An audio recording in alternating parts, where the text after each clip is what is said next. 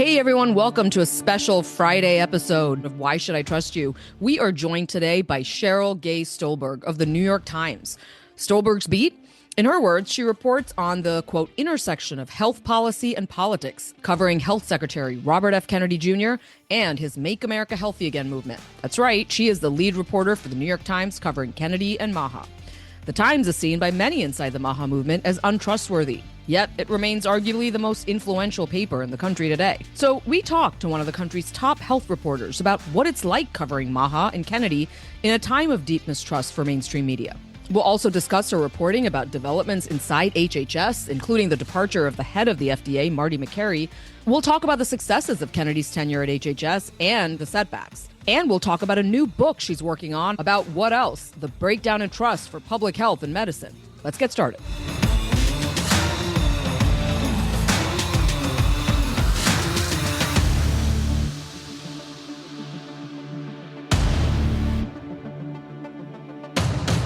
Hey, welcome back for a Friday episode today of Why Should I Trust You? Guys, Sheryl Gay Stolberg is here. Yeah. She is a reporter for the New York Times. I had the chance to meet her at an event just like a week or two ago in D.C. It was a MAHA Institute event about mental health.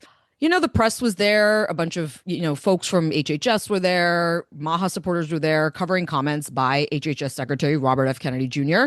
And when the secretary noted that the New York Times was there, he took a little verbal swipe at them. And people really liked it in the audience. And I just looked over at Sheryl to be like, that must be kind of interesting being in the room when somebody kind of like talks about your newspaper that way.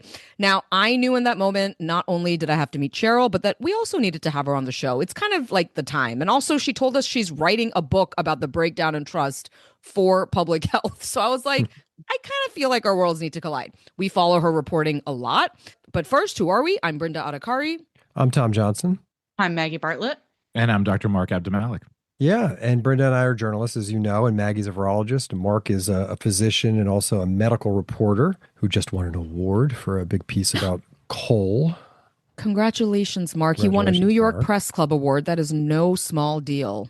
Thanks, guys. Congratulations. We're proud of you. Big team effort there. Big team. And as you also know, you're listening to Why Should I Trust You, which is not only a podcast about the breakdown of trust, but also a platform looking to build some of that trust back through collaboration. And you can check out a whole lot more about that on our Substack. And as always, reach out to us. We love your questions. We love your comments. We forward them all to Mark. And you can get us at questions@whyshoulditrustyou.net. Yeah. In fact, on that Substack, Tom and I just authored a piece about, we called it something a little, maybe a little provocative, but we called it Why We Need to Blow Up the Public Health Events Model. And before you leap to any conclusions, do take a read.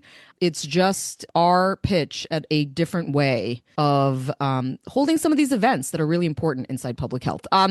So anyway, before we get to Sheryl, Tom, let us know, what do we need to know? Bring us up to speed. Yeah. So digging back and reading about Sheryl Gay Stolberg, I came across a Q&A called Ask a Reporter, and it was an online forum for kids to ask her questions. And this was back in 2005. And, at that point, she was with the Times and she was covering Congress. And she got questions about, how she got her start and what it was like being a reporter in Washington for such a big newspaper. And she told the kids that she started by writing for the Cavalier Daily as a first year, which is what they call freshmen at the University of Virginia. And from there, she went on to the Providence Journal Bulletin in Rhode Island. Then she headed out west to the Los Angeles Times. And that's where she shared in 2 Pulitzer Prizes for coverage of the 1992 Los Angeles race riots and the 1994 Northridge earthquake. She came east and joined the Times in 1997 as a science reporter covering the FDA. As a health reporter in the 90s, she covered the AIDS epidemic, which of course was highly politicized and contentious. And from there, she covered sort of the power centers of Washington, first focusing on Congress, and then she became a Times White House correspondent during the George W. Bush and the Barack Obama administrations. And one of those kids back in that 2005 Q&A asked her what talents you need to be a reporter. And she responded, the most important thing we do in journalism is to give people fair and accurate information.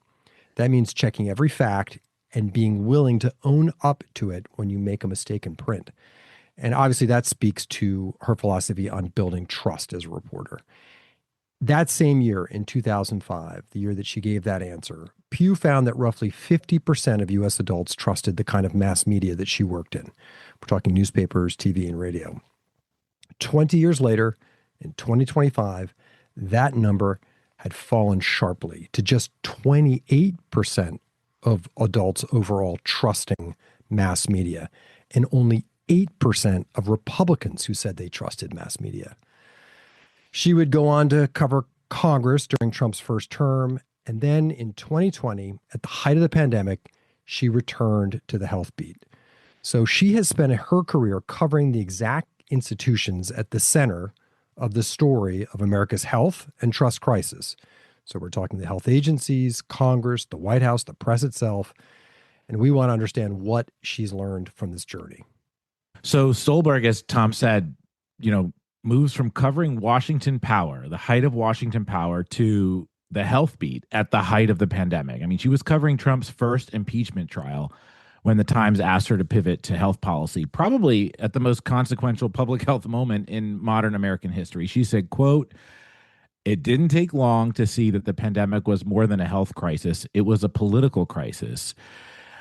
She says, and if you go back to the kind of coverage, it was fly by the seat of your pants in a way. I mean, she says what she saw astounded her, it troubled her, and, a little bit of foreshadowing, it raised questions about where we are as a country and who we are as a people. So here we are, and now she's covering the MAHA movement, Kennedy, and more broadly, President Trump's health agenda. She writes that she focuses on how American culture and politics affect health policy issues, including the things we've been talking about: vaccination, healthy eating, biomedical research, reproductive rights. The work entails building a network of sources, not only in science, but in the Trump administration, in Congress, and in outside advocacy groups. And just to give you a sense of what kinds of stories that means, we took a spin back.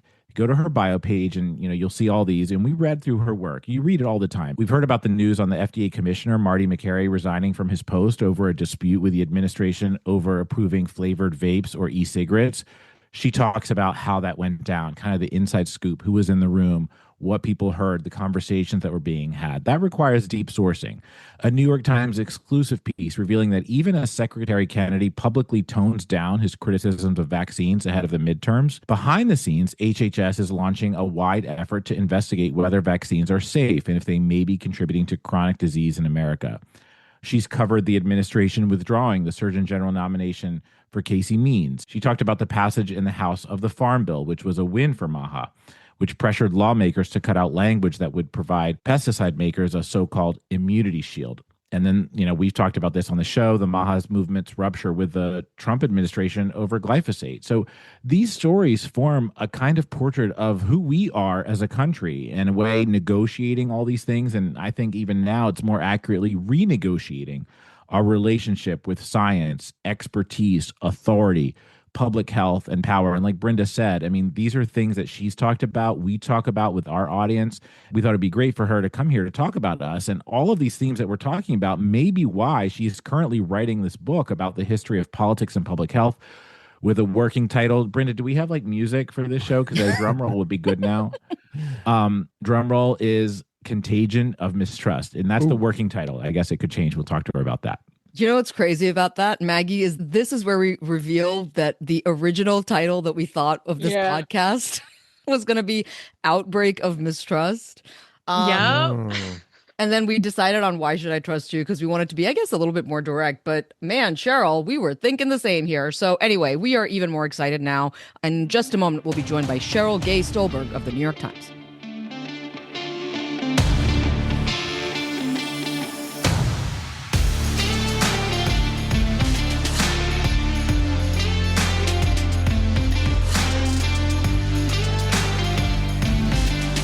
Okay, and a big Why Should I Trust You? Welcome to Sheryl Gay Stolberg of the New York Times. Welcome to the show, Sheryl. Thank you. I'm glad to be here. So I want to start with, we had just told our listeners that I met you most recently at that MAHA Institute event, and I couldn't help but notice that Kennedy, when he spoke, he he couldn't help himself. He had a moment where he kind of took a shot at the New York Times, and you were sitting there with a colleague of yours. And I think he said something to the effect of like, what the New York Times says, and you can't trust that. Like it was like, you can't trust them kind of thing. And like, what was going through your mind when you heard that as the lead reporter covering Kennedy for the New York Times? Honestly, it didn't bother me. I mean, I've been covering politics for a long time for the New York Times. Now I cover the intersection of health policy and politics. And so the New York Times is kind of like a catch-all. Like, you want to criticize the press, who are you going to take a shot at? The New York Times. So honestly, it really didn't bother me. I thought if he had taken a personal shot at me and name, by name, then it might have upset me. But if he's just complaining about the generic New York Times, that is just standard fare in American politics. It's certainly not new to Bobby Kennedy. Well, and we'll talk a little bit about the sort of trust in mainstream media, which is obviously at a decline. But what do you think Robert F. Kennedy Jr. is tapping into in this moment? I mean, from your reporting and from your observations over the last, I don't know, 15 months, 24 months, like, what are you noticing? Well, but before I get to that, let me just add one thing to my previous answer, which is that he's talked to me and he has not ever complained about a story that I have written. So I'll say that even like what was really interesting too, Sheryl, I noticed that like, yes, there was criticism and a kind of group there that was like definitely eager to whatever boo you guys. But after the cameras were kind of shut off, so many people were circling you and like being so lovely to you and asking you questions and wanting to sit with you and chat with you. So like the truth is everyone knows the significance of this paper. And look, it's not without its faults. And I think that there are some like legitimate questions that I think we can all get into about all of mainstream media and kind of how it shows up in the current moment. But we'll get to all that. So anyway, What is it about Bobby Kennedy that is hitting this moment for so many people, you think? So a couple of things. I think that he certainly tapped into a growing distrust in the pharmaceutical industry, in government, that predated the COVID pandemic, but that was also exacerbated by the COVID pandemic. A lot of what he says makes sense to a lot of people. His complaints about ultra processed food and that Americans are suffering from an epidemic of chronic disease, of obesity, asthma, allergies, neurological disorders. These things are true, and also there is good reason to maybe not fully trust the pharmaceutical industry. It's a profit motivated business. We've seen that, for instance, with the opioids. So I think he taps into this feeling of alienation, of disenchantment, of frustration that a lot of people have felt, and he's become a champion for them. But here we are. Yeah, that all makes complete sense. Here we are, beyond a year into his tenure.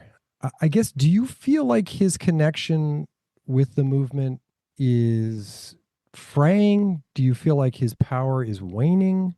I mean, we've talked over the last like several weeks, many examples of, he couldn't get his Surgeon General pick through. Marty Makary resigns in a fight with the administration, over flavored vapes, and he doesn't stop that. This new head of the CDC is supportive of vaccines. I mean, like, where is he now with this movement, within this administration? Is he as powerful, or do you think it's faded some? I think the answer is it's faded some, but there's another side to that, which is that was inevitable. So, Kennedy offered this grand vision, this MAHA vision of, remaking the health system in the image of MAHA. And he, like anybody who's new in office, he sort of started off great guns, right? He called for the removal of artificial dyes in foods, and he flipped the food pyramid, and he, raised concerns about infant formula, et cetera. He carried out a lot of his vaccine agenda, which is unpopular with the majority of the public. But inevitably he ran into opposition. And it's interesting. I actually asked Callie Means about this today on a press call. Callie talked about the campaign vision bumping up against reality. And Callie said that is inevitable. They feel like they've actually accomplished a lot by changing the American conversation. And I think that's true and that change takes a long time. That doesn't take away from the fact that Kennedy's clout is diminished. I have written that. We have seen that with the glyphosate executive order that the president issued, trying to, expand production of this pesticide that Kennedy himself argues causes cancer. We saw that with the vaping industry coming in and lobbying in a way that led to Kennedy's handpicked FDA commissioner feeling compelled to resign just this week. So I think both things are true. Sheryl, you and I were, when we chatted last, I think you and I were talking about this, that it's almost like there's two MAHA movements. There's the one that's at HHS, that's in the White House, that is dealing with the sort of machinations of trying to be a successful movement and trying to get your agenda passed, and you're hitting the like inevitable headwinds that happen in Washington. And then there's the grassroots movement.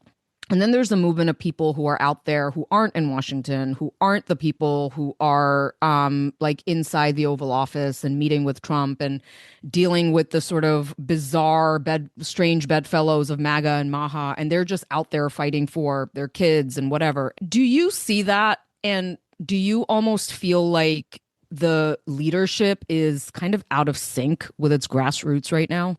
I mean, I absolutely feel that, and I have written that. I see I think of it as there's grassroots MAHA and then there's institutional MAHA. And the institutional MAHA is what grew up, it's the organizations that grew up around Bobby Kennedy after he suspended his presidential campaign and merged with President Trump. And these are organizations like the MAHA Action and the MAHA Institute and the MAHA PAC. And like Kennedy, they have jumped into the Republican camp. They've jumped into the Trump camp. They followed him there. If you look at the MAHA PAC website, it will tell you that it is dedicated to electing Trump endorsed, MAHA aligned candidates. So, by definition, that puts that part of the movement in a political party. When I talk to leaders of the MAHA movement and also people who are not leaders of the movement, they all tell me that they have no political party. They were disenchanted with Democrats. They were especially disenchanted with Barack Obama, who they felt did not live up to his promise of labeling genetically modified foods, at least not in the way that they wanted him to. In the end, he signed legislation, but it was industry supported legislation that was that the grassroots made fun of as the Dark Act, denying Americans the right to know. So they were mad at Obama. And then they were not happy with Biden either. And Trump came in between in 2016 to 2020. And, he wasn't their guy then. But then Kennedy came along and he was exciting for them. And many of them worked on his campaign. They wanted to see him elected president. And then, as he in August of 24, he jumped into Donald Trump's camp and they followed him with some trepidation, and now they're kind of dealing with the consequences of that. Sheryl, I mean, we are dealing with a lot of consequences of that. I think you talked about being in that room with him, and Brenda had mentioned some of the things that he was saying about the times. I want to go back to that for a second, because what does that like reveal about us? I mean, you have him like publicly attacking the media, but then you said he also has never had a problem with your stories. He has engaged with you. He's talked with you. Like, how do you make sense of that tension as a reporter, like who needs him for sourcing and for information? But what is this like complicated play like between the public and journalism, and like what is this telling us? Like, how do you deal with that tension, I guess? Well, first of all, I think we're not a monolith, right? Like any institution is made up of individual people. So the way I approach my beat might not be the way other people approach it. I think that there is a lot of resentment, certainly on the right, of the mainstream media, the so-called MSM and the New York Times. That is not new. I think Kennedy feels that he's been dismissed by the media as a conspiracy theorist, as a crazy, as a kook, as someone who spreads misinformation. And honestly, he's not wrong. A lot of the media has dismissed him as, or at least in the past, wrote stories about him, labeling him and using words like conspiracy theorist, etc. So he feels aggrieved about that. I mean, you said he's not wrong, but are they He's wrong? not entirely wrong. Are they So wrong? here's how I approach that. So I'm, in this position of covering the secretary, and I also cover his movement, and I cover his critics. Um, what I have said to him personally is that you might not like everything I write about you, but I will treat you with respect. And I try not to use labels. So if you read my stories, you will see that they pretty much never contain the words anti-vaccine. I don't label someone as an anti-vaccine activist unless they label themselves that way, which Del Bigtree did at the Children's Health Defense That's right. Conference. He said God is an anti-vaxxer, and we need to be more anti-vax. But even then, I feel like I should use my words to describe what a person thinks and what they feel. I think it is very clear to say that, or true to say that Kennedy has questioned the safety of vaccines. Sometimes he has cherry picked the science. He has made statements that lack context. And when he does that, I put the context around it so that people can see for themselves what the truth is.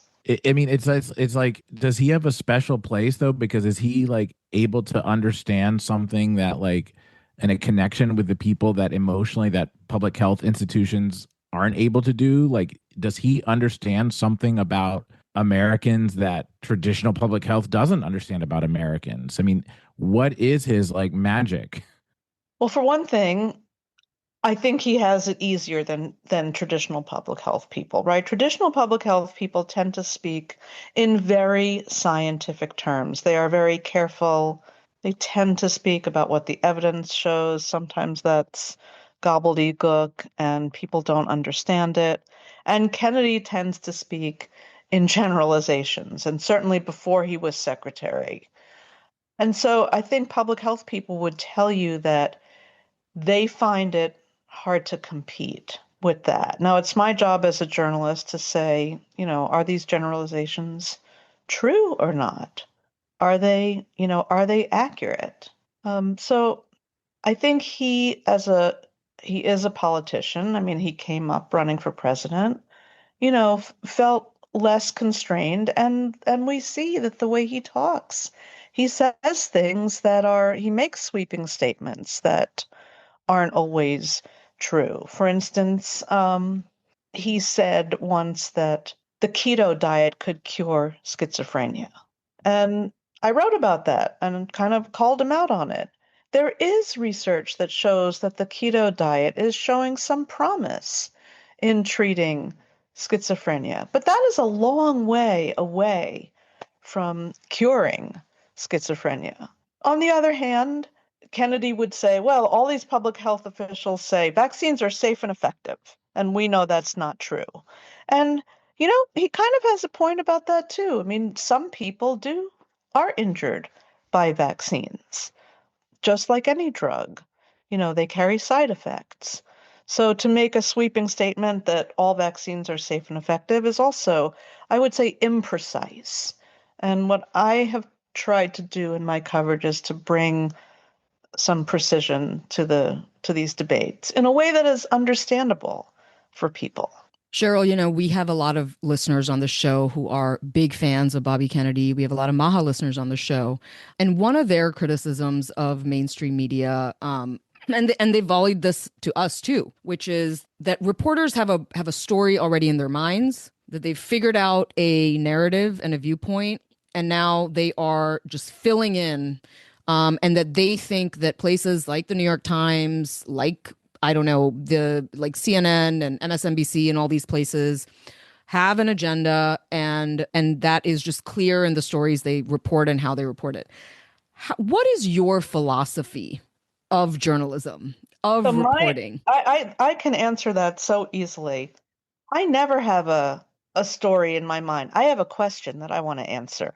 Every story begins with a question, and you have to be open to what the answers are. And, just like a scientist who follows the evidence, I mean, you have to follow the reporting and follow the facts. And, what you think might be, might not be the case at all.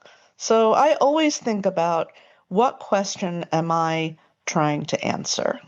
Yeah. Because what's the point? I don't know if I knew what the answer was, I wouldn't need to do any reporting. We talked about in the lead in your career and just the different things you've covered, and we talked about covering past administrations. We talked about you covering the FDA. You've covered Congress, you've covered now RFK and MAHA. I just want to go through a little bit and get your thinking, sort of zooming out from the Marty Makary story. It was one of those pieces that dropped on the Times website that I was sort of hoping would come, which was sort of the backstory of like how all this went down. Mm-hmm. And I know you contributed to that reporting. And it's an excellent piece. Everybody should read that. Mm-hmm.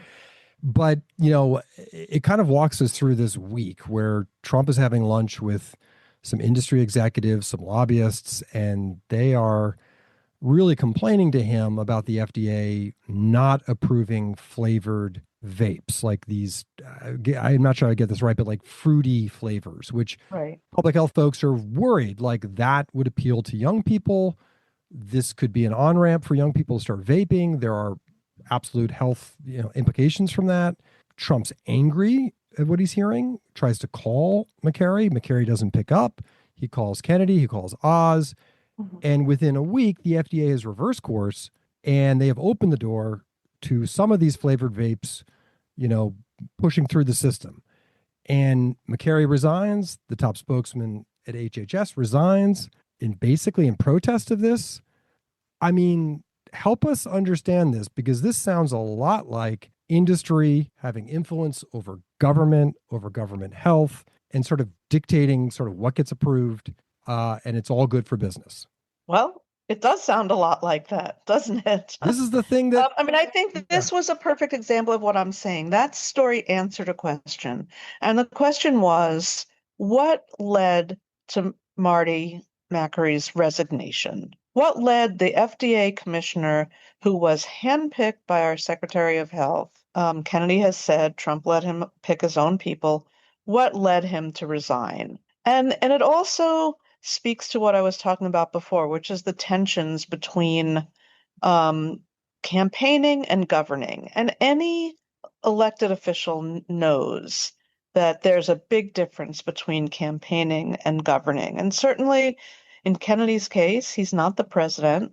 He's the health secretary. He works for an administration. He has to grapple with his boss and what his boss wants. And in this case, you can see by the story that President Trump stepped in. Lobbyists got to President Trump, and they thwarted the will of the FDA commissioner, who also was very concerned about these vapes. So, this is the reality of governing. And it's like hard power versus softer power. Well, like it's money. I mean, it's, I hate to say this, but, Trump comes in talking about the swamp and, money in politics. But I mean, that's what this is. It's, some donors got to the president. I will say this, though, in terms of vaping, I think the president is inclined not to want to limit vaping. This Yeah. came up in the first administration when Alex Azar, the health secretary, pressed Trump to issue some kind of order about vaping, and then Trump got mad about it. And he said that, he told this was recounted in one of these Inside Trump books I read, I think Phil Rucker and Carol Leonig's book, that he yelled at Azar and said, "You're costing me votes." And I think vaping may be big in kind of MAGA world. It's the same thing that's happening with glyphosate. It's the same thing that like there are these issues that are really revealing the split. And But from the chat groups I'm seeing, like the MAHA conversation, they're really pissed about Marty Makary leaving right now. Yeah. And I would like to add something, Brenda, to what you said before about, that people who are in the MAHA movement also feel like the press is, not listening or not. I feel like it's really important to listen. Like that to me is the essence of my job, is just listening to people. And I always begin every interview with, how did you come to this place?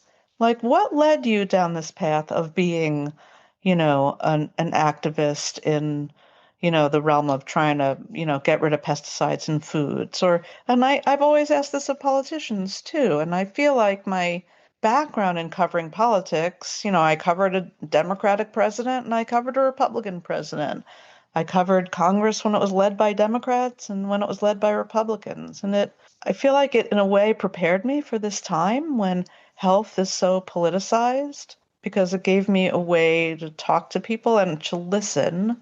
And I think that, that's my job. I It's can not that hard. confirm, having witnessed you sitting in these plush armchairs in a hotel lobby with people who have opinions that a lot of people, for instance, in public health would find pretty abhorrent. And you're sitting there and you're listening and you're being very patient. And I can tell that they're responding to that. And I will tell you, as a show that often takes a lot of incoming from people for quote unquote listening and platforming or whatever, we also agree that listening is crucial in this moment, and creating a space where people feel comfortable talking. It's important for us to sort of let that conversation sometimes happen.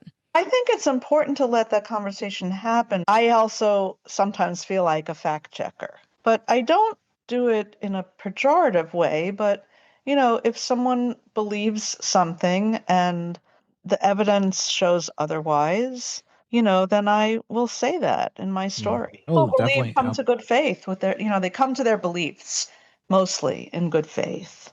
I mean, Cheryl's definitely out there listening. We were at the Children's Health Defense Conference together. I was sitting at the table next to you, and I was kind of in awe of your approach to documenting everything that was happening there. And I think, you are raising a really good point about the importance of listening. And now our audience, who a lot, like Brenda mentioned, is MAHA, they're listening to you.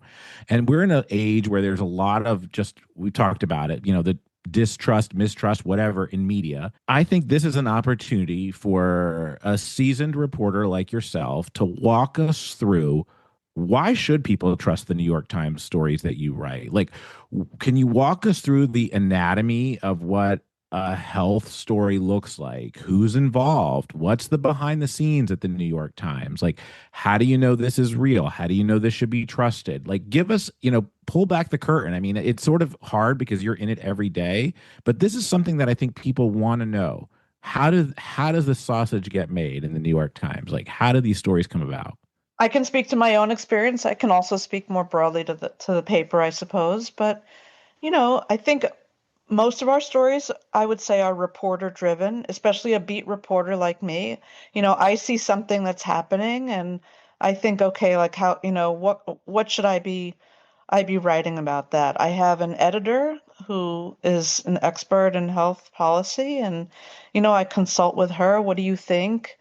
Should we be doing this story? Shouldn't we? And I'm talking more about sort of enterprise stories. Like some stories are self-evident. Yesterday, Kennedy's spokesman, Rich Danker, quit, and I was the first to find out about it. I mean, that's pretty obvious. The top spokesman quits the day after the FDA commissioner resigns. You're going to write that. That's a news story. But for deeper stories, and maybe it would be more useful if I gave an example, and one that I'm thinking of is one that I wrote recently about how the MAHA movement has cooled on Trump.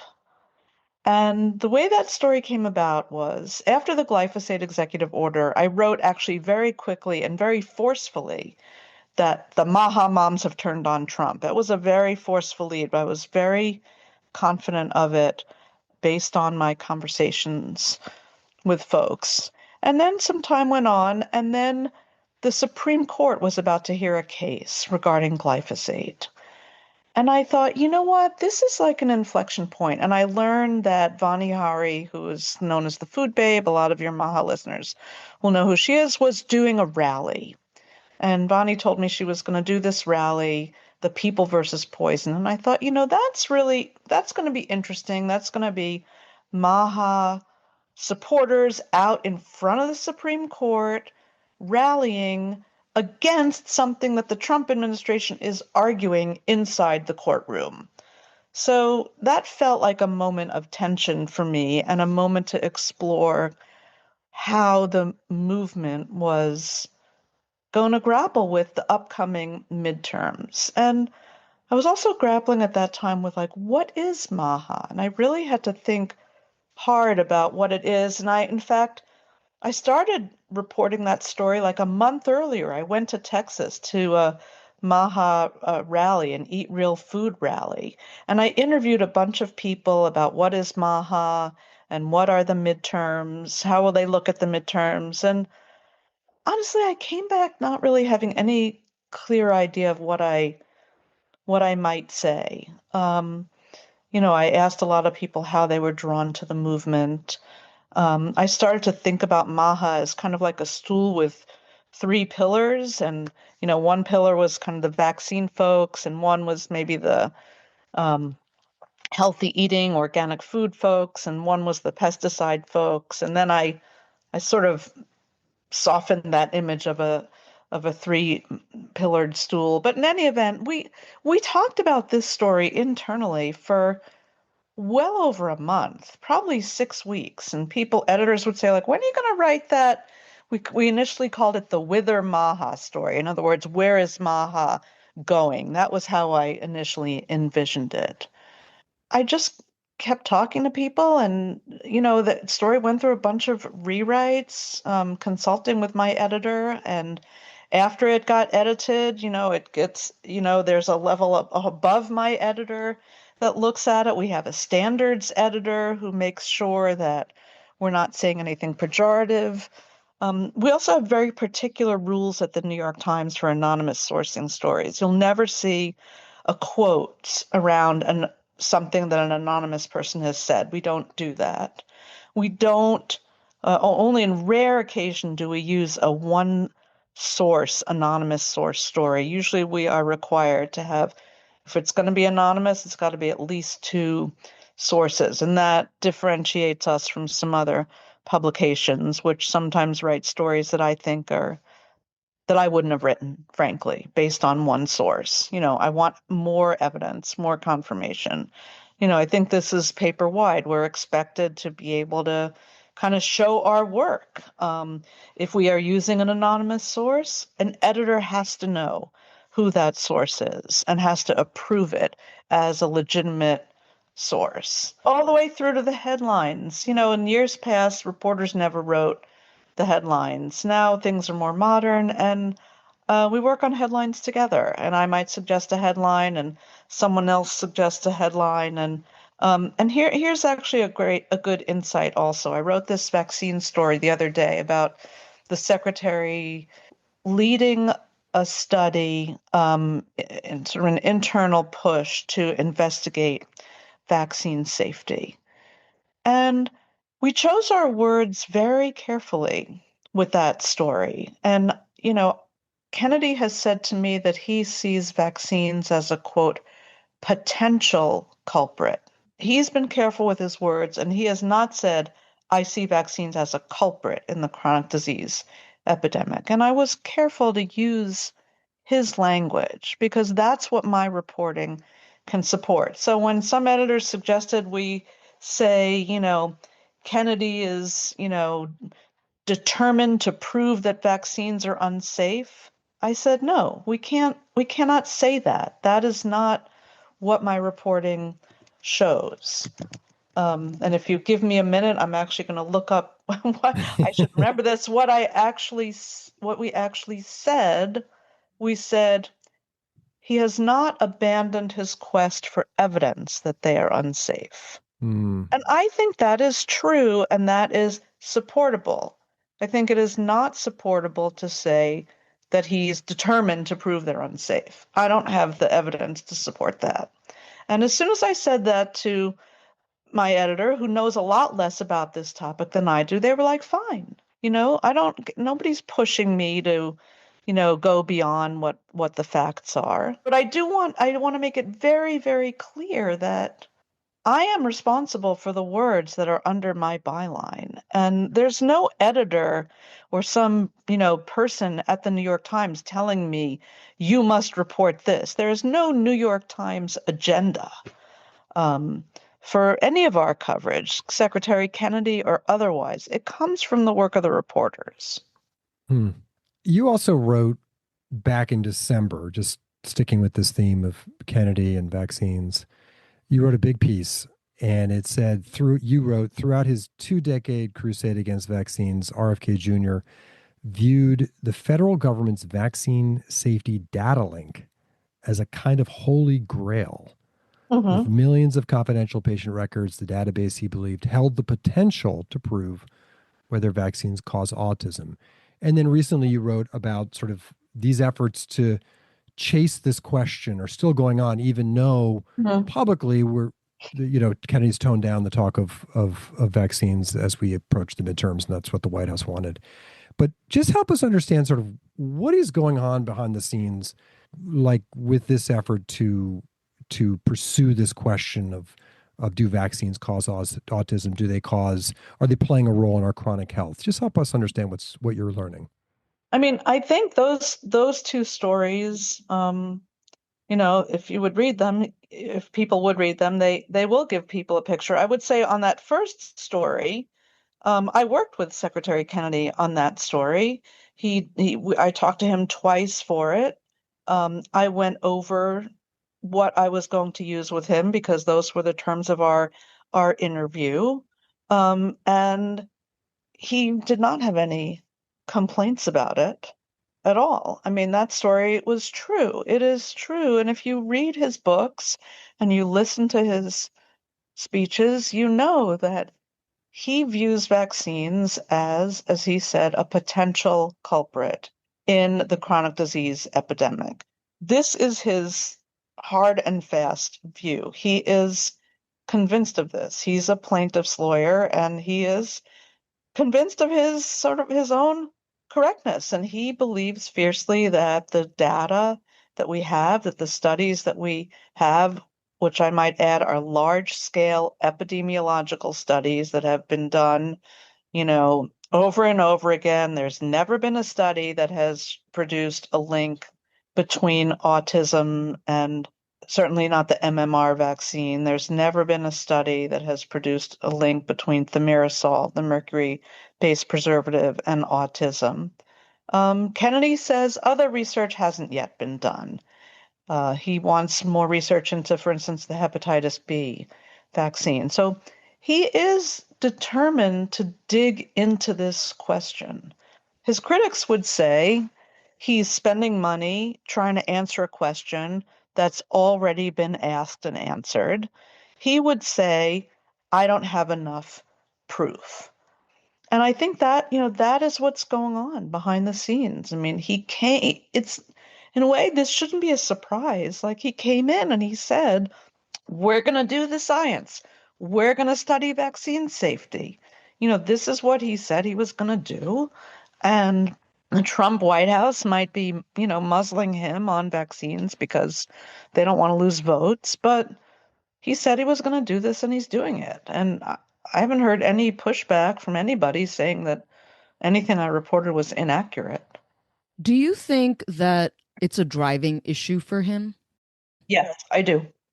I think it's part of a broader driving issue for him. He believes that the chronic disease epidemic is the result of environmental exposures, including vaccines. including pesticides, including ultra-processed foods. If you think about what he has said, he often harks back to his childhood. He'll say, when my uncle was president, we didn't have these chronic disease epidemics. I didn't know kids with allergies and autism, etc. And so this is, his theory that all of these exposures, including vaccines, are behind this epidemic. And he has said that he wants to find sufficient science, as I reported, to enable lawyers to bring lawsuits and to hold people accountable in court. These are his words. I think what's interesting in this is also Trump, because from what I've heard, the issue of vaccines is a very animating issue for Donald Trump. Yes, that's true. I've written about that too. He just gave an interview with, was it News? Oh, no, it was Cheryl Atkinson, where he talked about the number of vaccines going into a poor little baby's arms. And, Andrew Wakefield, the famous Andrew Wakefield, who wrote the article in Lancet, that was later retracted and found to be debunked about, trying to link vaccines and autism, was at Donald Trump's inauguration. Is there a sense you're getting that this isn't maybe only coming from Kennedy? I would put it this way. I would say that Trump is very open to this. Trump has been saying since 2007 that he believes vaccines are connected to autism. Trump had his show, The Apprentice, at the time. And the president of the network was a guy named Bob Wright. Bob Wright had a grandchild who had autism and asked Trump to hold a fundraiser at Mar-a-Lago for the organization Autism Speaks. That organization does not espouse the idea that vaccines cause autism, but Trump, as far back as that time, was talking about vaccines as a possible cause of autism. And he repeated this through the years. He said so in 2014 on Twitter. He said so again at a presidential debate in 2015. In 2017, shortly after he was elected, Kennedy went to meet with him, and together they agreed that Kennedy would lead a vaccine safety commission. That didn't happen. I think someone inside the Trump White House at the time kind of put the kibosh on this, saying, we don't need this kind of distraction. And it never happened. So I would say this is a really, truly an animating issue for the secretary. I think it is an issue for the president, but I don't think he's driving it. I just think he was very receptive to it. Let me just ask you, though, are they misreading the MAHA movement and what the MAHA movement's priorities are? You talked about sort of the different MAHAs and the grassroots MAHA, I guess is the question here.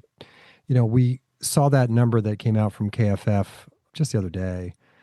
They asked MAHA supporting voters about what their top priority, their most important priority would be when it comes to the government doing something about health and healthcare. And 10% said their top priority would be reevaluating vaccine safety. But 42% said it would be lowering the cost of healthcare. So, are we seeing the leadership of MAHA sort of starting to not read the room, not read what MAHA followers want right now?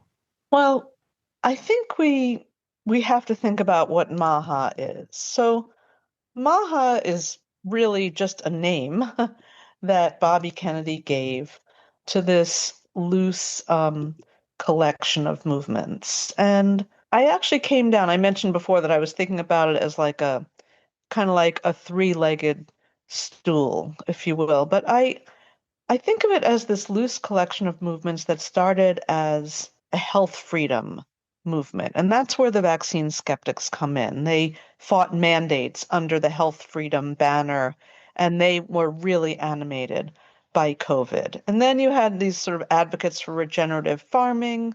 who fought pesticides and chemical exposures, and they were kind of tied up with the fans of organic food and alternative medicine. And they all came together in this loose-knit coalition that I think is bound by a shared suspicion of government and industry.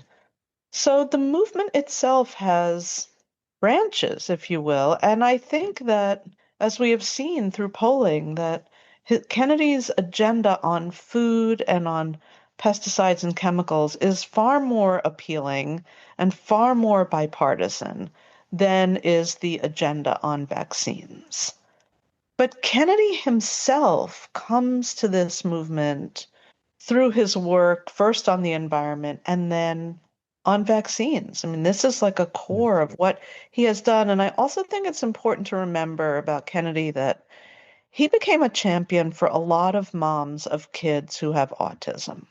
Many of these women attribute their child's disorders to vaccination. And I think he feels, and I have written this, a real commitment to these women. And it is hard for him to reconcile their individual stories, which are heartbreaking, with the science that shows that there's no link. And so I think that really animates him too. And I think that's also what sort of set him on this path in the first place. Yeah. Now, all of this that we're talking about is that you just talked about you just wrote the story about how the deputy, resigned, the press. Who was it exactly? He's the assistant secretary for public affairs, the top spokesman for the. Yeah. So you write a story about how the assistant, secretary of public affairs resigns. It's a daily report. You did the reporting. You write it. But we talked about in our lead that you're moving past that. You're writing a book. Okay. I am. I want to ask you about writing a book. What made you decide that at this moment, like, the furious reporting daily wasn't enough and you needed to turn these subjects and this moment into a book? So I actually didn't decide that. I'll tell you how the book came about. As you mentioned, I covered health in my earlier stages of my career. About 30 years ago, I covered the FDA for the Times, and I wrote about lots of health issues, bioethics, et cetera. And then most of my career was spent covering politics. I covered Congress and the White House under two presidents. I was back covering Congress when the pandemic hit in 2020. And I came back to covering health writing. The paper's executive editor asked me, would you go back to covering health? And I said, yes. And I could see what had changed. I mean, suddenly Tony Fauci, who I knew 30 years ago, was this lightning rod. And suddenly public health and biomedical science were partisan. And at the end of 2022, an editor from Random House reached out to me cold. A legendary editor named Kate Medina reached out and said, would you like to write a book? And I thought about it, and I thought the book that I want to write, and remember I said every story begins with a question. I wanted to answer the question, how did we get here? How did we get to this place where public health and biomedical science, which have always been political because they rely on government funding, have become partisan? And what accounts for this crisis of mistrust? So I wrote a book proposal, and in August of 2023, long before anybody knew that Bobby Kennedy was going to be health secretary, I got this contract to write a book. And the book is a history. It begins in 1955 with Jonas Salk in the Rose Garden with Eisenhower. And it takes the reader through a series of chapters on all manner of issues, smoking and health and AIDS and abortion and gun violence prevention research and stem cell research, all of these places where public health and science have kind of intersected with politics. And I thought I was going to turn in a manuscript at the end of 2024. And then, then all of a sudden, here's Bobby Kennedy merging his presidential campaign with President Trump, and he's the health secretary. And now I have a longer book. Did you have to go back? Like, are you revising it now? Like, it was done? It was not done. No. It was not done. And I wouldn't say I'm revising it. I'm I have certainly lengthened my time frame to include the campaign and the merger and, the secretary's tenure, but I always envisioned it as a history. You could write a whole book about what's happened in the last 2 years, but and maybe that's the book I would have written if I had not gotten a contract before all of this had happened. But I feel it's So, important. I want to understand what happened, and I want readers to understand. And I didn't know the answer when I started, and I'm not sure I know the answer now. when you need an answer and you look for an authority now, beginning of the pandemic, you would have called the CDC and you would have spoken with the director of infectious diseases, and I'm making that up, but whoever it is, and you would have called the chief medical officer of the CDC, and you would have taken what they said to you as what, like fact that needed to be fact checked, or did you have to fact check the CDC at that time too? I would say I assumed that the CDC was telling, offering the facts. I will cop to that. I did not think that I had to fact check the CDC at the time. I mean, we report on what government agencies conclude, all the time, and I would attribute it to the Yeah. CDC. I didn't have a particular reason to believe that the CDC was not telling the truth. What's your relationship with these kinds of authority agencies now when you have to check something? You see something about hantavirus, or you probably know you're not really reporting on that, but something that you need now to go, the latest recommendation about the COVID vaccine or the flu vaccine. You go to the CDC website. What are you doing with that information now versus what you used to do? There's no real kind of like alternative body, and there's no real competitor to the CDC. I think it depends on the issue. I don't presume that the CDC is lying. Maybe you do, but I don't presume that they're lying by any means. I now have a different context, if you will, about the input of what might be informing the output at the CDC. And that is something that I think as a reporter is different now for me than maybe it was in the past. And I don't know if that's true for you. I want to jump in just to say that I also don't want to assume that trust that maybe we all just sort of assumed that we had years ago was a universal trust. I mean, as we have seen from our work with populations that harbored a certain mistrust for the CDC, like while COVID was definitely the accelerant, I mean, we are living in an era of increasing decay in institutional trust. And I think that that's kind of the fundamental crisis of our society, in many I would ways. like to, can I scroll back a little bit Yeah. on that? Because here's what I would say to that. If there is a dispute about the facts, and if there is a dispute about what the CDC is saying, then I would investigate with people who hold an alternative view. So, for instance, I've reported on William Thompson. He's the CDC whistleblower. And he has claimed that the CDC covered up evidence that the MMR vaccine, when given to Black boys younger than age 3, that it showed that they had an increased risk of autism. So, and he has claimed that it was that the CDC falsely, that they dismissed that they covered it up, that they buried it. So when I hear something like that, then I want to dig into it and I want to find out what the facts are, what really happened, how might that have been. People in the CDC say that that was an artifact, that finding was too small. It didn't have enough power to be true. I thought about, even if that finding were true, could it account for the rise in autism cases in our country? And the answer to that is probably no.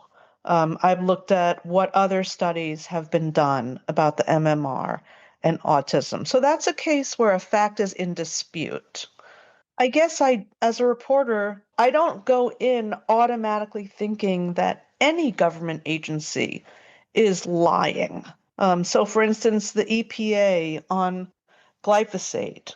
The EPA has a different assessment of the risks of glyphosate than does the International Association, I think it is, for Cancer Research. So when I see a dispute like that, I want to look at what is the science the EPA is using.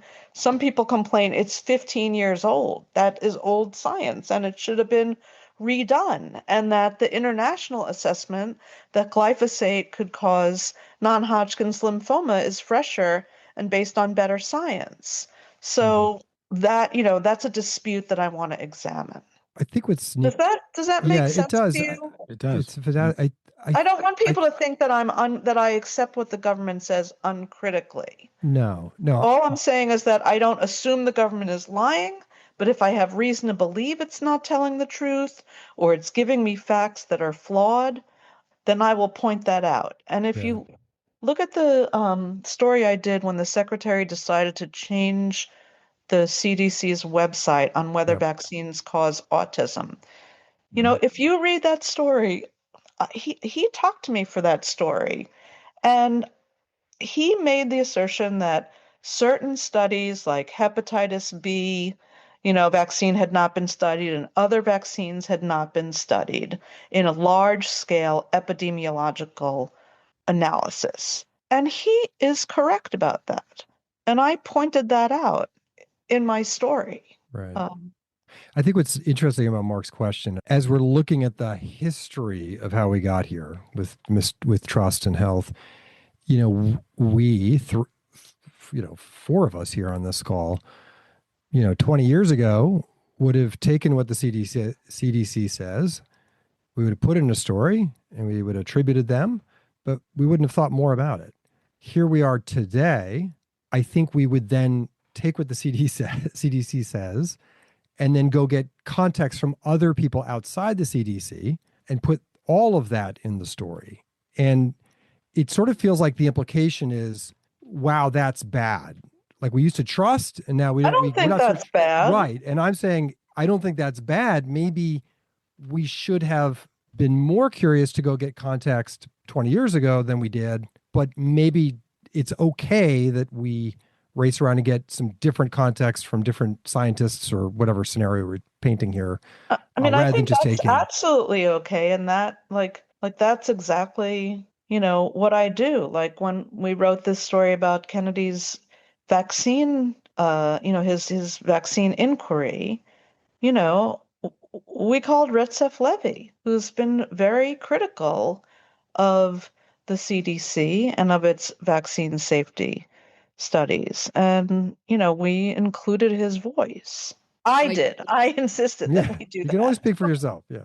Yeah, no, but that is, Yeah. here's a great example. When we did that story, I said, we need to have voices in that story that are questioning. We need to have the voice of a MAHA mom. I called Katie Wright, who is the daughter of Bob Wright, who I mentioned before.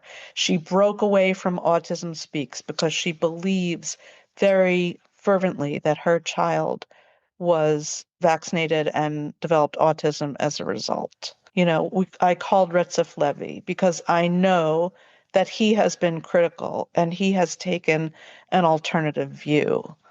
So when there's a matter in dispute, I view it as my job to explore both sides and to give voice to both sides. And I wouldn't want anyone to think otherwise. I mean, look, I think that's really well put. I'll say another good thing that is happening these days, I know I'll just speak for myself, is I think groups like MAHA have, I know, made me think about industry influence on government a little bit more. And I think about the fact that the current EPA has dozens of people in it who have worked for chemical companies and as lobbyists. And how can that not impact policy? So I think that, looking at industry's influence in government is actually crucial for all of us to do Well, on here. I think that that's something we've always done. And I think that, like I said at the outset, I mean, Kennedy is not wrong that the pharmaceutical industry is not to be trusted. Let's get real here, or the pesticide industry. I Or mean, just these are even profit Cheryl, the making. amount of money that the pharmaceutical industry has given to Democrats, has given to Republicans, but a lot more to Democrats Yeah. in this last election cycle. I think one of the concerns amongst a lot of people, and this isn't about anything at the New York Times, this is just something we all think about, which is like, have we sort of taken the party line in previous situations because there's a tendency, like subliminally, to want to support a particular group? And I know I ask myself that. I truly do. We all have biases. We're human beings. We're not Well, blank I slates, think, right? in earlier times, when there weren't voices loudly questioning, then maybe we did take what the government said at face value. But whenever there have been questions about what a government agency says, journalists report on it. I mean, look at Vietnam, Right. right? Yeah. Like, look what newspaper exposed, the Pentagon Papers. I Yeah. mean, that was the New York Times. These are our values as journalists, to hold government officials to account, not to accept what they say at face value. Certainly not politicians. And, when it came to science, there was a greater level of trust, certainly prior to the pandemic. Um, and so I suppose journalists like myself didn't question as much. But certainly if someone was raising questions, we pursued that. I think about when I covered George W. Bush in the year 2000 and 2001 rather, and the whole stem cell debate. Hmm. And the government was saying, well, there are, all these lines of stem cells. There's 63 lines and they're usable. Well, on September 11th or September 10th, I was busy calling scientists in India and other places to see, is that true, what our government is saying? And, literally, and then, and then September 11th happened, and I said to my editor, I can't do this story right now. This like doesn't feel Yeah. pertinent. But, and we always question what the government says. So I would never want someone to think that I, accept what the government says at face value. Yeah. Um, Look, as a group that also looks at the breakdown in trust for this moment in terms of health and mainstream science and public health, we love to meet our colleagues who are engaged in the same work. And I'm so glad I did meet you, because we've had some wonderful conversations. We do follow your work very closely, and we know a lot of people do. I mean, even if folks in MAHA may have issues with the New Uh-huh. York Times, I know they read your pieces. Well, and I'll be honest, like, of course I make mistakes. Everyone makes mistakes. When we make mistakes, we correct them. And if you read that story about Kennedy's, methodical quest on vaccines, you will see that the very last sentence of that story quotes him as saying that um, vaccines, this was the quote, vaccines, he said, must be a potential culprit because they became ubiquitous along that timeline. Now, when that story was first published, I left out the word potential. And the secretary called me and he said, you misquoted me. And it was an honest mistake. And I looked at it and I said, oh my God, you are right. We will correct that immediately. And we did correct it immediately, and there's a correction appended to that story. So we're not perfect. But and if I make a mistake, I own up to it. I mean, I can't think of anything more that anyone could ask for. So, Sheryl Gay Stolberg, lead reporter for the New York Times, covering Robert F. Kennedy Jr., covering MAHA, covering a whole lot of health issues. We're really glad to know you, and we're glad that you came to chat with us on Why Should I Trust You? Thank you. for giving me the opportunity to talk to your listeners. I really appreciate it. Sheryl Gay Stolberg of the New York Times, thank you so much. I am Brenda Adhikari. He is Tom Johnson. He is Dr. Mark Abdelmalik. She is Maggie Bartlett. Please send us questions and comments to questions@whyshoulditrustyou.net, and we will see you right back here next week.